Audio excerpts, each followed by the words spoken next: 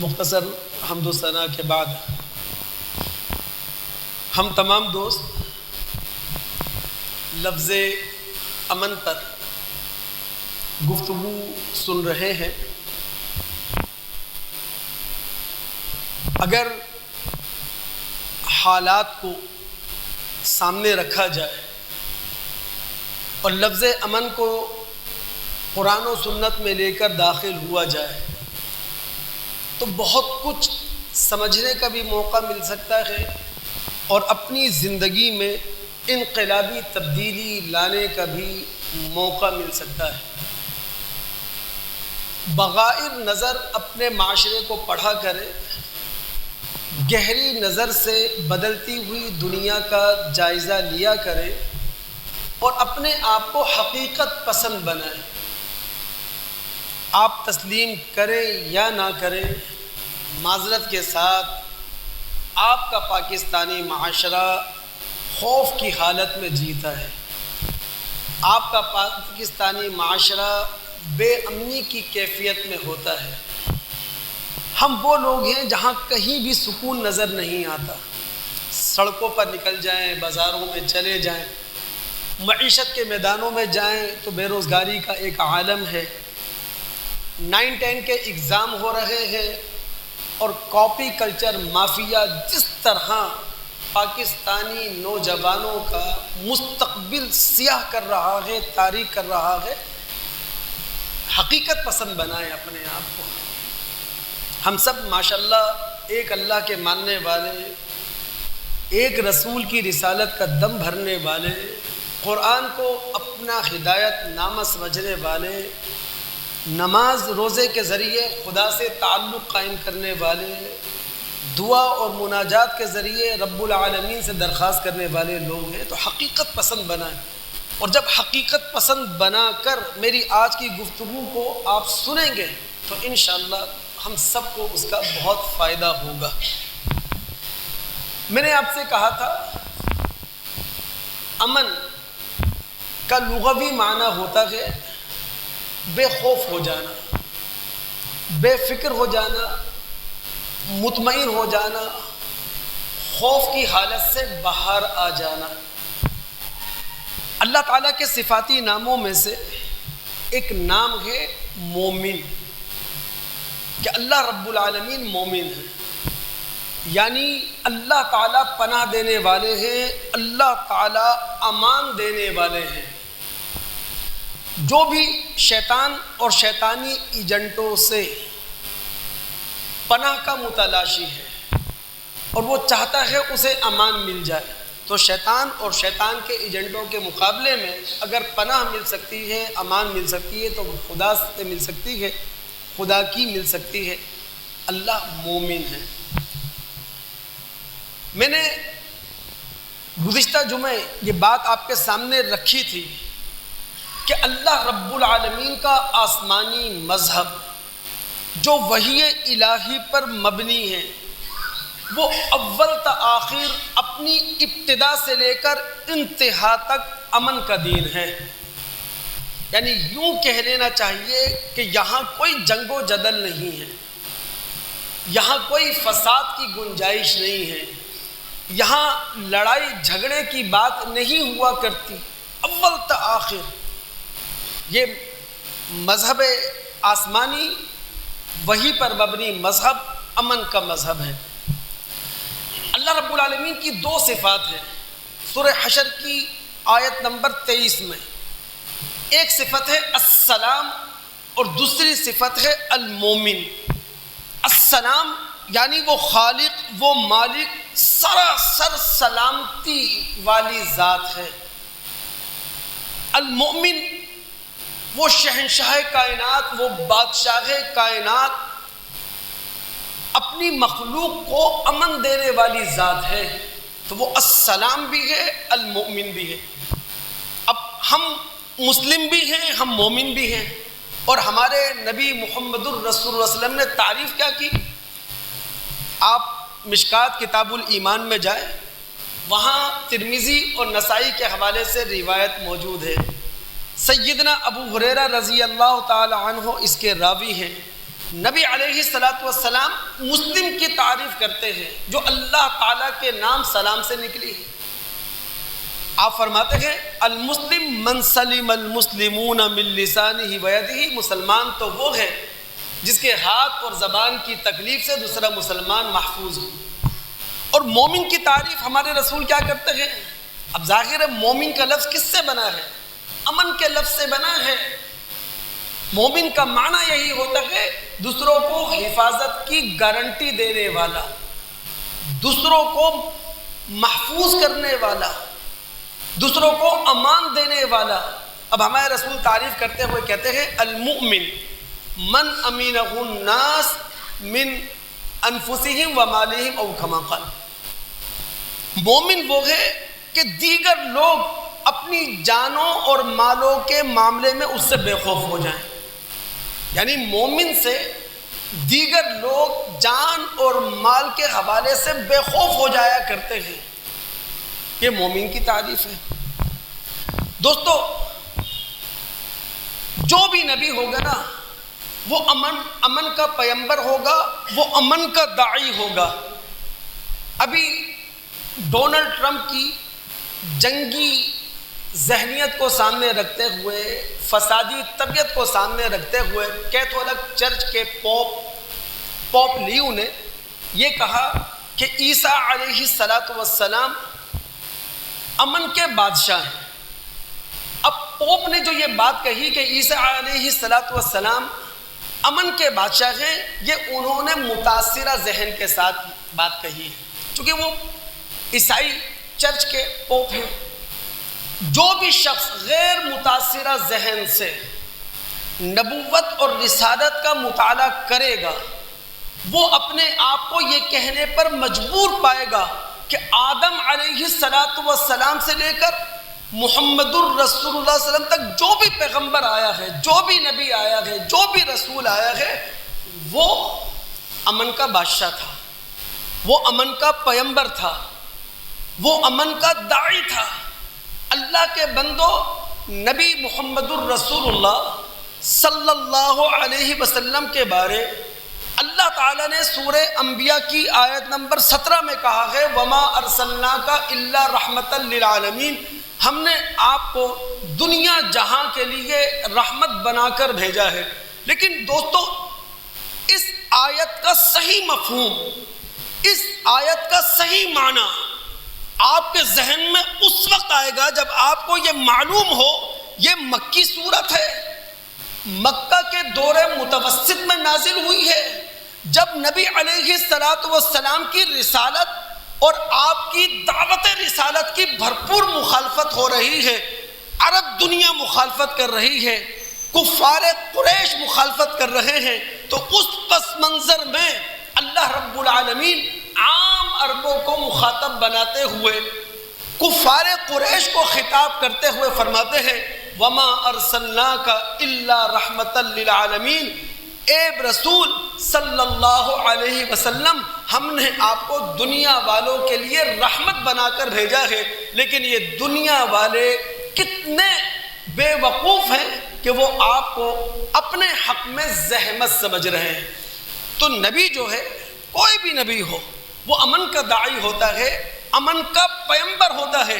میں صرف اگر ایک حدیث آپ کے سامنے اس حوالے سے رکھ دوں، لیکن بعض لوگ اپنی طبیعت کے لحاظ سے بڑے فسادی ہوتے ہیں، بعض لوگ اپنی فطرت کے لحاظ سے اپنے آپ کو نہ بدلنے والے ہوتے ہیں۔ اچھا، فسادی طبیعتوں سے ہر پرامن آدمی اپنے آپ کو دور رکھنے کی کوشش کرتا ہے، جنگی طبیعتوں سے اپنے آپ کو ہر پرامن آدمی نالا رکھنے کی کوشش کرے گا۔ ہوا کیا؟ عائشہ صدیقہ رضی اللہ تعالیٰ عنہ کے الفاظ گہرائی میں اتری ہے، یہ عام آدمی کا واقعہ نہیں ہے، یہ ایک فسادی طبیعت رکھنے والا شخص ہے، یہ تو طرح کرنے والا شخص ہے، یہ کسی کی عزت کا خیال نہ رکھنے والا شخص ہے جو نبی علیہ السلام کے دروازے پر دستک دے رہا ہے۔ عائشہ صدیقہ رضی اللہ تعالیٰ عنہ فرماتی ہے اس شخص نے اندر آنے کی اجازت مانگی، نبی صلی اللہ علیہ وسلم نے اس کو دیکھا اور دیکھنے کے بعد اللہ کے رسول نے کیا کہا؟ بئس اخو العشیرہ، وبیس ابن العشیرہ، بھائی قبیلے کا برا آدمی ہے، قبیلے کا برا بھائی ہے، قبیلے کا برا بیٹا ہے۔ اس کے بعد نبی علیہ الصلوۃ والسلام نے آنے والے کو اپنے گھر میں لیا، اور جب اللہ کے رسول اپنے گھر میں اس کے ساتھ بیٹھے تو بڑی خندہ پیشانی کے ساتھ اللہ کے رسول اس سے پیش آئے، خوش اخلاقی کے ساتھ اللہ کے رسول نے اس سے بات کی، مسکراتے چہرے کے ساتھ اللہ کے رسول نے اس کا استقبال کیا ہے۔ عائشہ صدیقہ رضی اللہ تعالیٰ عنہ فرماتی ہے جب وہ شخص چلا گیا تو میں نے نبی علیہ الصلوۃ والسلام سے آپ کے دو یہ مختلف رویے پوچھے کہ اللہ کے رسول جب تک وہ شخص گھر سے باہر تھا آپ کے ریمارکس اس کے بارے میں کچھ تھے، جب وہ شخص گھر کے اندر آ گیا آپ کے ساتھ بیٹھ گیا آپ کی خوش خلقی اسی طرح تھی، آپ کی خندہ پیشانی اسی طرح کی تھی، تو اس موقع پہ اللہ کے رسول نے کیا بات کہی تھی؟ آپ نے کہا تھا اے عائشہ یہ بتاؤ متا عہدتنی فحاشن، تم نے کب مجھے بدبو پایا ہے؟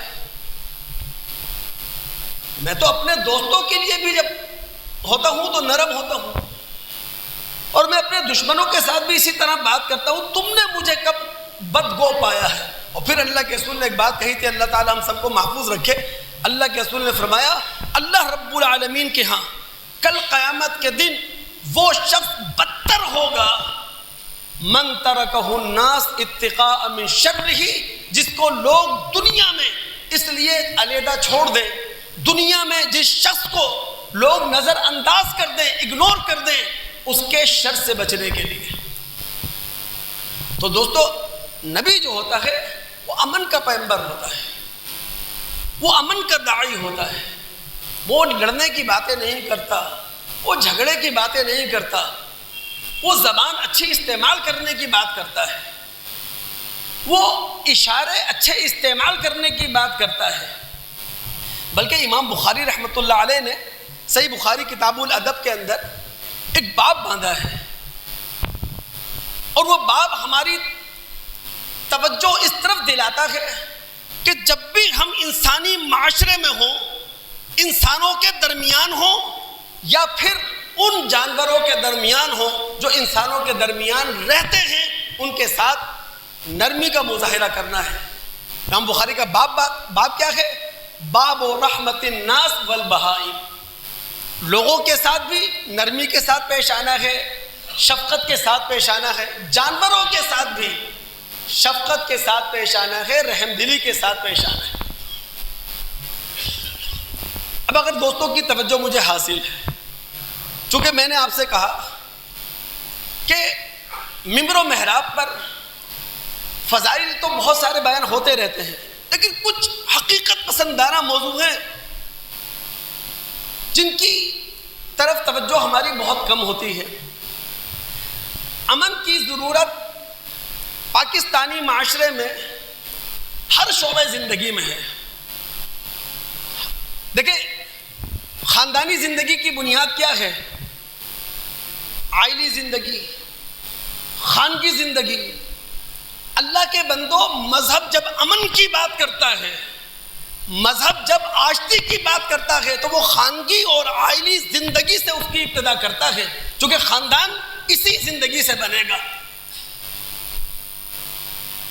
اللہ رب العالمین جب مرد و عورت کے آپسی تعلق کو بیان کرتے ہیں تو جہاں یہ کہتے ہیں کہ مرد گھر کا سربراہ ہے، قوام ہے، تو وہاں مرد کو یہ بتا دیتا ہے اس کا رسول کہ خیرکم خیرکم لأہلی وانا خیر لأہلی، تم میں بہترین وہ ہے جو اپنے گھر کے لیے بہتر ہے، تم میں بہتر وہ ہے جو اپنی گھر والی کے لیے بہتر ہے۔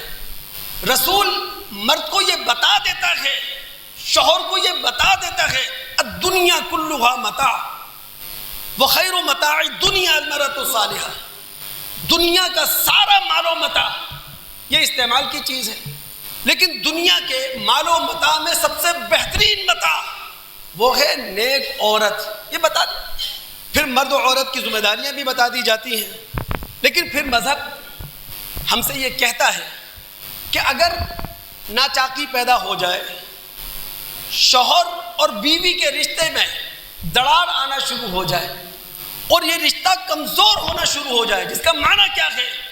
عائلی زندگی میں فساد آ گیا، خانگی زندگی میں جھگڑا کھڑا ہو گیا۔ اللہ کے بندوں، جب عائلی زندگی میں جھگڑا ہے، جب خانگی زندگی کے اندر جھگڑا ہے، جب یہاں امن نہیں ہے، تو پھر خاندان کیا ہوگا؟ امن سے خالی ہوگا، آشتی سے دور ہوگا۔ اب جب مرد و عورت کے درمیان ناچاکی آ گئی، ان کا رشتہ کمزور پڑنے لگا، مذہب میدان میں اترا اس رشتے کو بچانے کے لیے۔ مذہب کون سا جھنڈا لے کر اترا تھا؟ امن کا جھنڈا لے کر اترا تھا، امن کا داعی بن کر اترا تھا۔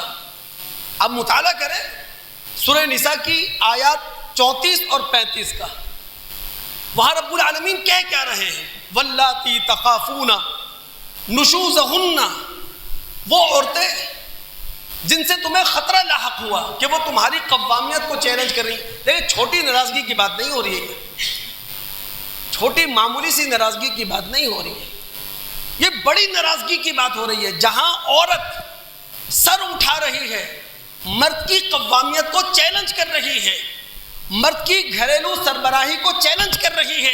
رب العالمین فرماتے ہیں جب ایسا ہو تو پھر اس رشتے کو توڑ نہ دو، بلکہ امن کے داعی بن جاؤ۔ وہ کیسے؟ فعظوہن، نصیحت ملامت کرو، واہجروہن فی المضاجع، بے تکلفانہ تعلقات بیوی کے ساتھ ختم کر دو، وَاضْرِبُوهُنَّ، معلم اور مؤدب کی حیثیت سے جسمانی سزا دے لو۔ یہ 3 مراحل طے کرنے کے بعد میاں اور بیوی کے درمیان وہ ناچاکی قائم رہی، وہ دوریاں قائم رہی، تو اب اللہ رب العالمین اس عائلی زندگی کے امن کو بچانے کے لیے، اس خانگی زندگی کی آشتی کو، سکون کو برقرار رکھنے کے لیے گھر سے باہر اس مسئلے کو لے کر آ گئے اور خاندان کے سامنے، قوم برادری کے سامنے اس مسئلے کو رکھ دیا اور کہا وَإِنْ خِفْتُمْ شِقَاقَ بَيْنِهِمَا فَبَعْثُوا حَكَمًا مِّنْ أَهْلِهِ وَحَكَمًا مِّنْ أَهْلِهَا۔ سسرال سے ایک بڑا آ جائے، میکے سے ایک بڑا آ جائے، ایک پنچایتی عدالت لگ جائے، اور وہ پنچایتی عدالت کیا کرے؟ ان کے درمیان مسئلے کو ختم کرنے کی کوشش کرے، اس مسئلے کے بگاڑ کو ختم کرنے کی کوشش کرے، اس مسئلے میں پیدا ہونے والے فساد کو ختم کرنے کی کوشش کرے، امن قائم کرے۔ اور قرآن نے کتنی بڑی بات کہی، اِن یُرِیدَا اصلاحًا یوفق اللہ بینہما، میاں بیوی کا وہ رشتہ جو گھر کی 4 دیواری میں تھا، جب خاندان کے درمیان آ گیا اور گھر کے بڑے پنچایتی عدالت لگا کر بیٹھ گئے، اب میاں بیوی کسی بھی درجے میں ایک ہونا چاہیں گے، اللہ رب العالمین کوئی نہ کوئی راستہ سجھا دے گا۔ اب یہ 4 مراحل ہوئے نا، ہم مذاق سمجھ رہے ہیں اس چیز کو۔ عائلی زندگی کا امن، خانگی زندگی کا امن بہت زیادہ ضروری ہے۔ آپ کے ہاں پاکستان میں طلاق کا ریشو بڑھتا چلا جا رہا ہے، خلا کا ریشو۔ خلا کا معنی کیا ہوتا ہے؟ عورت تقاضا کرے طلاق کا۔ آپ کی عائلی عدالتوں کے اندر سب سے زیادہ کیسز خلا کے دائر ہو رہے ہیں۔ یہ چھوٹا موٹا مسئلہ نہیں ہے، یہ گہرے مسئلے ہیں۔ خاندان ڈسٹرب ہیں، قومیں ڈسٹرب ہیں، برادریاں ڈسٹرب ہیں، اور اللہ رب العالمین کیا چاہتا ہے؟ امن قائم کرنا، امن قائم رہے۔ امن کس طرح اللہ تعالیٰ قائم کر رہا ہے؟ اللہ کے بندوں، سورہ طلاق اس کی ابتدائی 2 آیات کا آپ مطالعہ تو کریں۔ اس کی ابتدائی 2 آیات کے اندر رب العالمین نے کہا کیا ہے؟ اگر شوہر بیوی کو طلاق دینا ہی چاہتا ہے، حالات اتنے بگڑ چکے ہیں، بناؤ کا کوئی راستہ باقی نہیں رہا، تو طلاق ایک شعوری فیصلہ ہے، سوچا سمجھا فیصلہ ہے، نہ یہ جذباتی فیصلہ ہے، نہ غسیلہ فیصلہ ہے۔ وَإِذَا طَلَّقْتُمُ النِّسَاءَ فَطَلِّقُوهُنَّ لِعِدَّتِهِنَّ، مرد سوچا سمجھا فیصلہ کرتے ہوئے عورت کو ایک طلاق دے کر عدت میں بٹھائے گا، اور عدت کے 3 مہینے عورت شوہر کے گھر میں رہے گی، اسی طرح زندگی گزارے گی جس طرح طلاق سے پہلے گزارتی تھی۔ اب وہ کھانا بھی پکا رہی ہے، کپڑے بھی دھو رہی ہے، برتن بھی دھو رہی ہے، گھر کی صفائی بھی کر رہی ہے۔ اللہ رب العالمین کا قرآن یہ کہہ رہا ہے جس عورت کو طلاق دے دی گئی ہے نہ وہ شوہر کے گھر سے جائے گی عدت ختم ہونے سے پہلے، نہ کوئی اسے نکالے گا۔ اب اگلی آیت میں اللہ نے کیا کہا؟ فَإِذَا بَلَغْنَا أَجَلَهُنَّ فَأَمْسِكُوهُنَّ بِمَعْرُوفٍ أَوْ فَارِقُوهُنَّ بِمَعْرُوفٍ۔ اب عدت ختم ہونے لگی۔ اب اللہ کہتا ہے اس شوہر سے جس نے طلاق دی ہے، سوچے سمجھے انداز میں دی ہے، ابھی بھی 2-4 دن ہے، سوچ لو، اپنی اس عائلی زندگی کو بچا لو، خاندگی زندگی کو بچا لو۔ یعنی اللہ رب العالمین امن کا داعی، رسول امن کا داعی، عورت سوچے سمجھے فیصلے سے طلاق یافتہ ہے، شوہر کے گھر میں ہے، 2.5-3 مہینے گزر گئے، وقت قریب آ چکا ہے عدت ختم ہونے کا۔ اللہ شوہر سے کہہ رہا ہے ابھی بھی سوچ لو، اگر چاہو تو معروف طریقے سے، شریفانہ طریقے سے اسے اپنی بیوی بنا کر رکھو، لیکن اگر تم نے چھوڑ دینے کا ارادہ کر لیا ہے تو پھر شریفانہ طریقے سے چھوڑو اور اس پر 2 گواہ بنا دو۔ اتنا پورا من مذہب ہے دین، یہاں لڑائی کی بات ہی نہیں کرتا، وہ جھگڑے کی بات ہی نہیں کرتا۔ ہمارے معاشرے کے اندر تو طلاق ہوتی ہے، لٹ نکل کر آتے ہیں، خاندان لڑ پڑتے ہیں، برادریاں ایک دوسرے سے گتم گتہ ہو جاتی ہیں۔ یہ کیوں ہو رہا ہے؟ اس لیے نہ اللہ کا پیغام ہمارے پاس ہے، نہ رسول کی صحیح تعلیم ہمارے پاس ہے، یہ سب کچھ ہو رہا ہے۔ اور ہمارے رسول صلی اللہ علیہ وسلم جو امن کے داعی ہیں، وہ خاندگی اور عائلی زندگی کے اندر اپنی زندگی کے امن کو قائم رکھنے کے لیے، برقرار رکھنے کے لیے کیا کر رہے ہیں؟ میں تو صرف ایک حدیث کی طرف اشارہ کروں گا، ورنہ جو شخص خواہش رکھتا ہے مطالعہ کرنے کی، مشکات میں اترے، وہاں ایک باب ہے، باب عشرت النساء وما لكل واحد من الحقوق۔ عورتوں کے ساتھ زندگی کیسے بسر کی جائے گی، مرد اور عورت دونوں میں سے ہر ایک کے کیا حقوق ہیں۔ اب بہت ساری حدیث ہیں، میں صرف ایک حدیث بخاری مسلم کی آپ کے سامنے رکھتا ہوں۔ عائشہ صدیقہ رضی اللہ تعالی عنہ کہنے لگی کہ اللہ کے رسول نے مجھ سے کہا انی لعالم، اے عائشہ مجھے معلوم چل جاتا ہے، لیکن یاد رکھیں اس حدیث کے ایک ایک لفظ کا تعلق محمد بن عبداللہ سے ہے، اس حدیث کے کسی لفظ کا تعلق محمد الرسول اللہ سے نہیں ہے۔ اللہ کے رسول نے کہا اے عائشہ میں جان لیتا ہوں تب کب تم مجھ سے خوش ہو اور کب مجھ سے خفا ہو۔ عائشہ صدیقہ کہتی میں نے کہا اللہ کے رسول کیسے آپ کو معلوم چلتا ہے؟ تو اللہ کے رسول نے فرمایا عائشہ تمہارے قسم کے کلمات بدل جاتے ہیں۔ عرب لوگ قسمیں بہت کھایا کرتے تھے۔ اے عائشہ تمہارے قسموں کے کلمات بدل جاتے ہیں، جب تم مجھ سے خوش ہو، راضی ہو اور تم قسم کھاؤ تو تم کیا کہتی ہو؟ لا ورب محمد۔ اور جہاں تم مجھ سے خفا ہو وہاں تمہارے قسم کے الفاظ بدلتے ہیں اور تم کہتی ہو لا ورب ابراہیم۔ تو اس وقت عائشہ صدیقہ رضی اللہ تعالی عنہ نے کیا کہا تھا کہ اللہ کے رسول آپ میرے شوہر، میں آپ کی بیوی، اگر میں آپ سے خفا ہو جاتی ہوں یا آپ سے ناراضگی کا اظہار کرتی ہوں تو ما اہجر الا اسمک، میں صرف آپ کا نام ہی تو نہیں لیتی۔ تو اس حدیث کا تعلق محمد بن عبداللہ سے ہے، محمد الرسول اللہ سے نہیں ہے۔ میں صرف یہ بتانا چاہ رہا ہوں کہ اللہ کے رسول صلی اللہ علیہ وسلم کتنے لاڈ پیار دیکھ رہے ہیں۔ اللہ کے نبی علیہ الصلوۃ والسلام امن کے داعی صرف میدان دعوت میں نہیں ہیں، اپنے گھر کے اندر بھی ہیں۔ تو عائلی زندگی میں امن، خانگی زندگی کے اندر امن۔ اگر دوست مجھے اجازت دیں تو ایک نصیحت میں آپ کو اگر کر سکوں، اللہ ہم سب کو عمل کرنے کی توفیق عطا فرمائے۔ دوستو کبھی بھی متاثرہ ذہن کے ساتھ فیصلہ نہ کریں، ہمیشہ غیر متاثرہ ذہن سے فیصلہ کیا کریں۔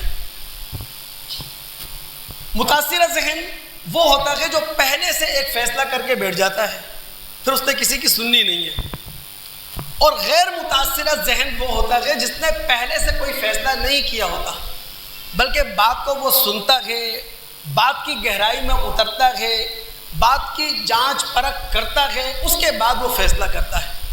ہم پاکستانی قوم کا المیہ یہ ہے، مسئلہ یہ ہے کہ ہم متاثرہ ذہن سے فیصلہ کرتے ہیں۔ خان کی زندگی تباہ اس لیے ہوتی ہے، مذہبی زندگی تباہ اس لیے ہوتی ہے، سیاسی زندگی تباہ اس لیے ہوتی ہے، قانونی زندگی اس لیے تباہ ہوتی ہے۔ اگر غیر متاثرہ ذہن سے ہم فیصلہ کریں، پہلے سنیں تو صحیح کہنے والا کیا کہہ رہا ہے۔ میں تو آپ کو نصیحت کروں گا، حوصلے کے ساتھ بات کو سننے کا فن یہ سیکھیں۔ ایماندارانہ بات کہہ رہا ہوں، ہم سب کی عادت بولنے کی تو ہے، ایک بے وقوفانہ جملہ ہے جو ہماری زبانوں پر ہوتا ہے کہ جناب کھائے بغیر رہ سکتے ہیں، بولے بغیر نہیں رہ سکتے۔ اللہ کی قسم یہ اس شخص کا جملہ ہے جو شکست خوردہ ہے، جو ہارا ہوا شخص ہے، بلکہ یہ قابل رحم شخص ہے، قابل ترس شخص ہے جو یہ کہہ رہا ہے کہ جناب کھائے بغیر رہ سکتے ہیں، بولے بغیر نہیں رہ سکتے۔ مذہب کی تعلیم کیا ہے؟ من کان یؤمن باللہ والیوم الآخر فلیقل خیرا او لیصمت۔ جو اللہ پر، قیامت کے دن پر ایمان رکھتا ہے، جب وہ اپنی زبان سے کچھ کہے تو خیر کی بات کہے، اور اگر زبان سے خیر کہنے کے لیے کچھ نہیں ہے تو پھر اپنے ہونٹ، اپنے لب سی لے۔ تو غیر متاثرہ ذہن سے فیصلہ کرنے کی عادت ڈالیں، انشاءاللہ زندگی کے اندر بہت تبدیلی آئے گی۔ خاندانی زندگی کی بنیاد کیا ہے؟ آئلی اور خان کی زندگی۔ اسی طرح سماجی اور تمدنی زندگی کی بنیاد کیا ہے؟ خاندانی زندگی۔ یاد رکھیں، خاندان سے ہی معاشرہ بنتا ہے، خاندان سے ہی تمدنی زندگی جنم لیتی ہے۔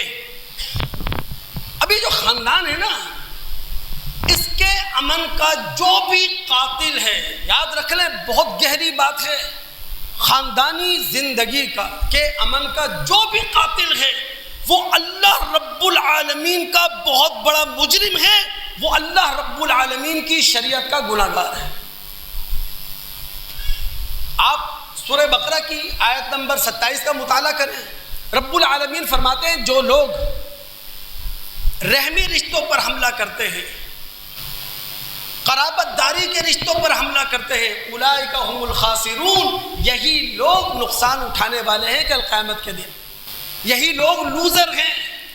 سورہ رعد آیت نمبر 25 کا مطالعہ کریں، رب العالمین فرماتے ہیں جو لوگ نسبی رشتوں پر تیشے چلاتے ہیں، جو لوگ خونی رشتوں کو ڈسٹرب کرتے ہیں، جو لوگ خاندانی زندگی کے امن کو تباہ کرتے ہیں، اولئک لہم اللعنہ وَلَهُمْ سُوءُ الدَّارِ، ان پر اللہ تعالیٰ کی لعنت ہے اور بدتر ٹھکانہ ہے ان کا قیامت کے دن اللہ کے ہاں۔ بلکہ اگر سورہ محمد کی آیت نمبر 22 کا مطالعہ کریں تو یاد رکھیں دوست، رحمی رشتوں کو، قرابتی رشتوں کو، بلڈ ریلیشن کو جو بھی شخص تباہ کرتا ہے، خاندان کے امن کو جو شخص تیغو بالا کرتا ہے، اسے اللہ رب العالمین منافق کہتا ہے۔ پڑھیں آپ، فَهَلْ عَصَيْتُمْ إِن تَوَلَّيْتُمْ أَن تُفْسِدُوا فِي الْأَرْضِ وَتُقَطِّعُوا أَرْحَامَكُمْ۔ منافقین مدینہ تھے جو رشتوں کو احترام نہیں دیا کرتے تھے۔ تو جو بھی خاندانی زندگی کے امن کا قاتل ہے وہ اللہ رب العالمین کا اتنا بڑا مجرم ہے۔ بخاری مسلم کی روایت میں ہمارے نبی محمد الرسول اللہ صلی اللہ علیہ وسلم جملے میں بات کو سمیٹتے ہوئے کہتے ہیں، جبیر بن مطعم رضی اللہ تعالیٰ عنہ راوی ہے، لا يدخل الجنت قاطع، وہ شخص جنت میں نہیں جائے گا جس نے رحمی رشتوں کو توڑا، جس نے رحمی رشتوں پر ضرب کاری لگائی۔ تو دوستو، آسمانی مذہب، الہی مذہب، وحی پر مبنی مذہب یہ امن کا داعی ہوتا ہے، یہ امن کا پیغمبر ہوتا ہے۔ اس میں جھگڑے کی کوئی گنجائش نہیں ہے، اس میں لڑائی کی کوئی گنجائش نہیں ہے، نہ گھریلو سطح پر، نہ علاقائی سطح پر، نہ عالمی سطح پر. اب اگر دوستوں کے دل دماغ حاضر ہیں، ایک بات کی طرف میں توجہ دلانے لگا ہوں، اللہ تعالی ہم سب کو سمجھ بھی دے اور عمل کی توفیق بھی دے. اللہ رب العالمین امن کی بات کرتا ہے اسلامی برادری کے درمیان. اللہ کے بندو، ہم سب کیا ہیں؟ اہل ایمان. ایمان کا لفظ کس سے بنا ہے؟ امن سے. ہم سب مومن ہیں. کیوں؟ چونکہ ہم اللہ رب العالمین کی توحید کو مانتے ہیں. ہم اپنے نبی محمد الرسول صلی اللہ علیہ وسلم کی رسالت کو مانتے ہیں. ہم سب مومن اس لیے ہیں، اپنے آپ کو اللہ اور اس کے رسول کے احکامات کے سامنے جھکا دیتے ہیں. ہم سب مومن اس لیے ہیں، اپنے آپ کو اللہ اور اس کے رسول کے وعدوں کے سامنے سرنڈر کر دیتے ہیں. ہم مومن ہیں. اور دوستو، ہم مومن اس لیے ہیں کہ ہم ایک دوسرے کو امن دیتے ہیں، ہم ایک دوسرے کو امان دیتے ہیں، ہم ایک دوسرے کو پناہ دیتے ہیں، ہم ایک دوسرے کی راحت کا ذریعہ بنتے ہیں، ہم ایک دوسرے کے سکون کا سامان کرتے ہیں. میں نے ابھی تو آپ کو تعریف سنائی ہے. ہمارے رسول نے مومن کی تعریف کیا کی؟ المؤمن من امینہ الناس علی دمائہم و اموالہم. مومن وہ ہے جس سے دوسرے مسلمان بے خوف ہو جائیں، اپنی جانوں کے معاملے میں بھی اور اپنے مالوں کے معاملے میں بھی. اگر دوستوں کے دماغ حاضر ہیں تو ایک بات کی طرف توجہ دے رہا ہوں. میں ایک علمی نکتہ ہے، ایک علمی لطیفہ ہے. کاش کہ میں یہ بات سمجھا سکوں. یہ علمی نکتہ، یہ علمی لطیفہ عبد الرحمن کیلانی صاحب نے اپنی کتاب مترادفات القرآن کے اندر پیش کیا ہے. وہ کہتے ہیں عربی میں بھائی کو کہتے ہیں اخون. اس کی دو طرح قرآن کے اندر جمع آئی ہے. ایک اخون کی جمع آئی ہے اخوہ، اور دوسری اخون کی جمع آئی ہے اخوان. پھر وہ فرق بتاتے ہیں. وہ کہتے ہیں کہ اگر نسبی رشتہ ہو، خونی رشتہ ہو، تو پھر اخون کی جمع آئے گی اخوہ.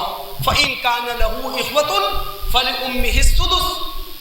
لیکن اگر نسبی رشتہ نہ ہو، صرف دوستی کا رشتہ ہو، کاروباری رشتہ ہو یا نظریاتی رشتہ ہو، تو اب اخون کی جو جمع آئے گی وہ اخوان آئے گی. ہم دعا کرتے ہیں نا اپنے مرحومین کے لیے، ربنا اغفر لنا ولاخواننا الذین سبقونا بالایمان. اللہ ہمیں بھی بخش دے اور ہمارے ان بھائیوں کو بھی بخش دے جو ہم سے پہلے دنیا سے گزر گئے. لیکن غور کریں آپ، سورہ حجرات کی آیت نمبر 10 میں رب العالمین فرماتے ہیں انما المؤمنون اخوہ. اخوان نہیں کہا، اخوہ کہا. ہم سب اہل ایمان آپس میں بھائی بھائی ہیں. اور اخوہ کا لفظ اشارہ کر رہا ہے اسلامی رشتہ خونی رشتے سے کم نہیں ہے، اسلامی رشتہ نسبی رشتے سے کم نہیں ہے. یہی تو وجہ ہے ہمارے نبی محمد الرسول اللہ صلی اللہ علیہ وسلم مکہ سے ہجرت کر کے مدینہ آئے، اور وہاں آ کر آپ نے اخوت اسلامی کا پرچار کیا، مسلمانوں کو اخوت کے رشتے سے جوڑ دیا، ایک دوسرے کو بھائی بھائی بنا دیا. عبد الرحمن بن عوف رضی اللہ تعالیٰ عنہ کو سعد بن ربیع انصاری کا بھائی بنایا، اور سعد بن ربیع اپنے مہاجر بھائی عبد الرحمن بن عوف کے ایسے بھائی بنے. کہنے لگے میں پیشکش کرتا ہوں اے عبد الرحمن تمہیں اس بات کی ان یناصفہ اہلہ و مالہ، میرا آدھا اہل بھی تمہارا، میرا آدھا مال بھی تمہارا. عبد الرحمن بن عوف خوددار آدمی تھے. کہنے لگے بارک اللہ لک فی اہلک و مالک، اللہ برکت دے تمہارے اہل میں، تمہارے مال میں. مجھے تو بازار کا راستہ بتا دو، میں ایک تجارت پیشہ آدمی ہوں، مجھے بازار کا راستہ بتاؤ. تو کہنے کا مقصد یہ ہے دوست، اللہ رب العالمین نے اہل ایمان پر امن کی ایک چادر تانی ہے، اور اہل ایمان پر امن کی چادر کا نام ہے اخوت اسلامی. اور یہ اخوت اسلامی اس وقت تک قائم رہ سکتی ہے جب تک ہم تمام مسلمان اپنے آپ کو دین کا داعی تو سمجھیں، دین کا داروغہ نہ سمجھیں. دین کا ٹھیکیدار نہ سمجھیں اپنے آپ کو، دین کا انسپیکٹر نہ سمجھیں. ہم سب دین کے داعی ہیں، جس کا مطلب یہ ہے مسلمانوں کے درمیان جب بھی عقیدے اور عمل کا اختلاف ہوگا، وہ اختلاف دلیل کی بنیاد پر ہوگا، تہذیب اور شائستگی کی زبان میں ہوگا. ہوا یہ ہے مسلمانوں کا معاملہ، دلیل کی بنیاد پر اختلاف کرنا ہم نے چھوڑ دیا، تہذیب اور شائستگی کی زبان استعمال کرنا ہم نے چھوڑ دی. یہ سارے مسئلے ہمارے لیے کھڑے ہو گئے. ورنہ اللہ کی قسم اسلام جیسا نہ امن کا کوئی مذہب تھا، نہ عدل کا کوئی مذہب تھا. اللہ کے بندوں، پوری دنیا کو اگر امن مل سکتا تھا، عدل مل سکتا تھا، وہ اسلام سے مل سکتا تھا.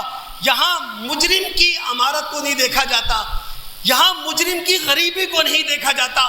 یہاں تو وقت کا رسول یہ کہتا ہے لو ان فاطمہ بنت محمد سرقت لقطعت یدها، اگر محمد الرسول اللہ کی بیٹی بھی چوری کرے گی اس کے ہاتھ کاٹ دیے جائیں گے. لیکن ہم نے وہ کام کیا نہیں.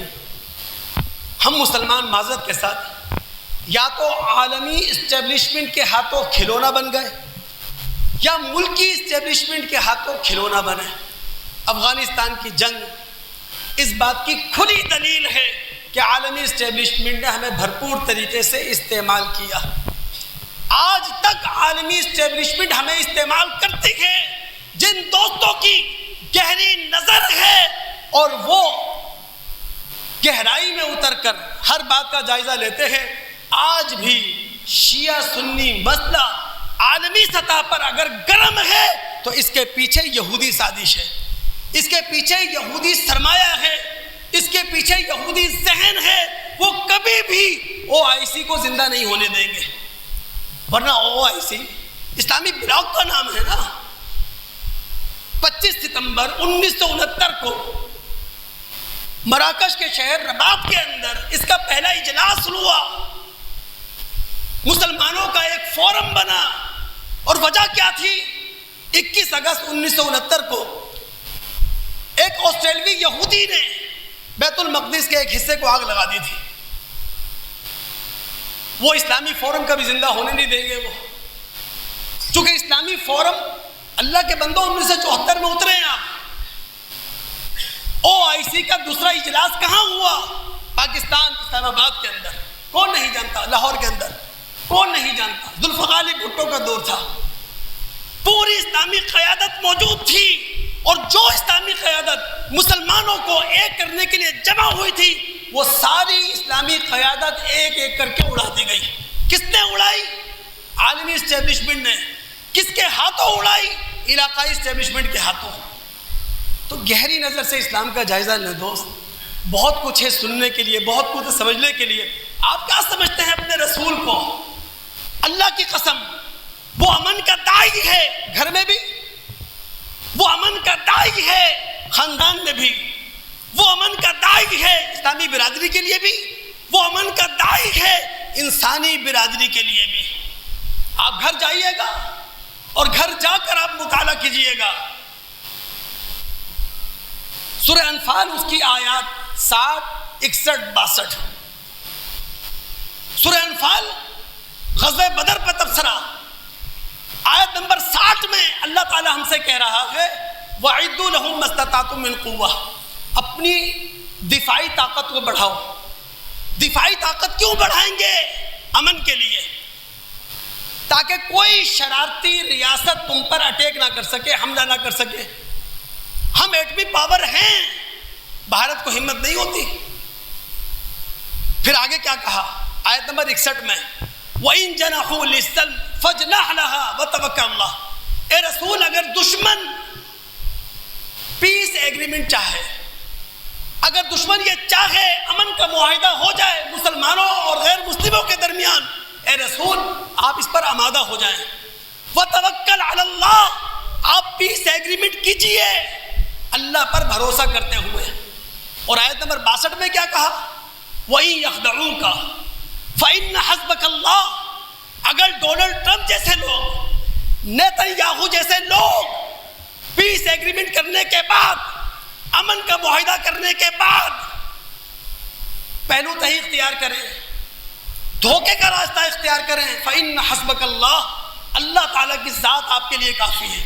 ابھی رسول کو کہا گیا جب دشمن آمادہ ہے پیس ایگریمنٹ کے لیے، جب دشمن امن کا معاہدہ کرنا چاہتا ہے، اے رسول اپنے آپ کو پیش کر دیں۔ صرف ایک بات کہہ کر اپنی بات ختم کرتا ہوں، میرا موضوع جاری ہے۔ میں چاہتا ہوں کہ آپ سمجھیں اس بات کو کہ آسمانی مذہب جو خدا دیتا ہے، آسمانی مذہب جو وحی کی شکل میں آتا ہے، چاہے وہ توریت ہو، چاہے وہ انجیل ہو، چاہے وہ قرآن ہو، چاہے وہ آدم ہو، چاہے وہ نوح ہو، چاہے وہ ابراہیم، چاہے محمد صلی اللہ علیہ وسلم ہو، یہ سب امن لے کر آتے ہیں، آشتی لے کر آتے ہیں۔ آسمانی مذہب میں لڑائی کی گنجائش نہیں ہے، جنگ و جدل کی گنجائش نہیں ہے، تو تکار کی گنجائش نہیں ہے، بےمانی بددیانتی کی گنجائش نہیں ہے۔ یہ جو ریاستیں قائم ہوتی ہیں، یہ جو حکومتیں قائم ہوتی ہیں، ان کا ایک ہی مقصد ہوتا ہے عوام اور رعایا کو امن دینا، عوام اور رعایا کو تحفظ دینا۔